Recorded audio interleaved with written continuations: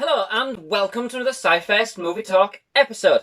So, in this episode, I will be continuing my Star Trek journey by discussing the 1982 science fiction movie Star Trek II: The Wrath of Khan, directed by Nicholas Meyer.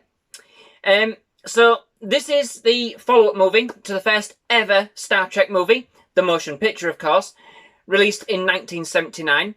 And sees the return of the Enterprise and its crew from the original series, along with a few new faces, on another dangerous mission into the unknown. So, the film sees the Enterprise and its crew pitted against a character called Khan, as played by, and apologies for the pronunciation, Ricardo Montalban, a genetically engineered human from the 1990s, of superior strength and intellect. Khan did actually make an appearance in the original series in an episode called Space Seed, and this film kind of uses that episode as a basis for its plot. It was in fact Ricardo Montalban who played Khan in the original series, and so it was real nice to kind of see that continuity. During a planet survey of Ceti Alpha 6 for something called the Genesis experiment, Chekhov, as played by Walter Koenig, and the captain of the starship Reliant, Clark Tyrrell, played by Paul Winfield, find themselves on what they believe to be an uninhabited planet. They do, however, come across a series of what look like transport containers and soon find out that they are in grave danger, having stumbled across the living quarters of Khan and his crew.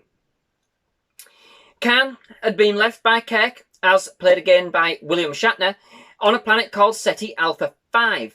But due to a catastrophic event on Ceti Alpha 6, Ceti Alpha 5 was knocked out of orbit 6 months after Khan's arrival, which left it as a barren wasteland.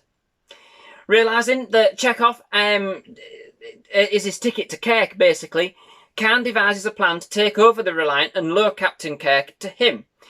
What then ensues is the ultimate galactic game of cat and mouse. So, this film marks quite a change in direction for Star Trek from the original series and indeed from the motion picture. The film is more gritty and has a lot more edge with a real darker plot than kind of had been attempted before. It even has some mild horror and some torture sequences which some may in fact find quite disturbing for what the film is. The movie has a villain that Captain Kirk cannot negotiate with, somebody absolutely hell-bent on revenge and will stop at nothing to claim it. Other cast members also have a bit more screen time in this film as compared to the motion picture, which was real good to see. The film retained some of the magic we saw in the original series, with that kind of sense of camaraderie and friendship amongst the main team starting to shine through. Chekhov in particular had a much larger role, being actually quite central to the main plot, at least at the beginning. The actors, they seemed a lot more comfortable with the characters, and as a consequence you can tell that they are having a lot more fun with them. The film contains around a lot more action than its predecessor, and sometimes to the quite extreme at some points. Even the Starfleet uniforms have been modernised with an updated, fresher look. It's also the first in a series of 3 films, so kind of starting off a trilogy, if you like, which includes of course, The Wrath of Khan, The Search for Spock, and The Voyage Home. All 3 films kind of continue from one another in sequence. Additionally, events that transpire in this movie, and indeed then kind of continue into the rest of the trilogy, kind of ricocheted through the remainder of Kirk's career and actually take quite a bit of meaning in Star Trek VI: The Undiscovered Country. For my money, this is simply the best Star Trek outing from the original series crew. Kirk is a more hardened, seasoned kind of captain than we've seen before. He knows what he wants from his ship, and this shows in the confidence and the cheekiness of his character throughout. The film packs a punch, and it's the first time that we see what has then become of the classic Star Trek double-cross kind of trickery manoeuvre. Simply brilliant to watch, and it gives you one or two of those literally, oh yeah, moments. There's nothing quite like the moment when you know that they think that they're all done for, with no hope, and then Kirk literally pulls something right out the bag that he and none of his crew saw coming. You still get lots of shots of the Enterprise throughout the film, which is win-win with me. I understand that some of them may have been recycled from the motion picture, but hey, I'm not complaining. They still look absolutely exquisite for what they are, models and things, you know. So lastly, definitely worth a mention is the film's soundtrack. This time it's composed by James Horner. Yes, the same composer for the music of Titanic and Avatar, to name a few.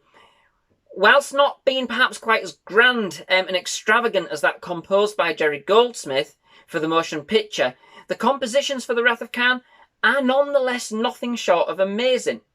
They retain that real bold nature of the original Star Trek theme as composed by Alexander Courage, whilst also adding a new wondrous and energetic tone which really fully conveys the movie's storyline.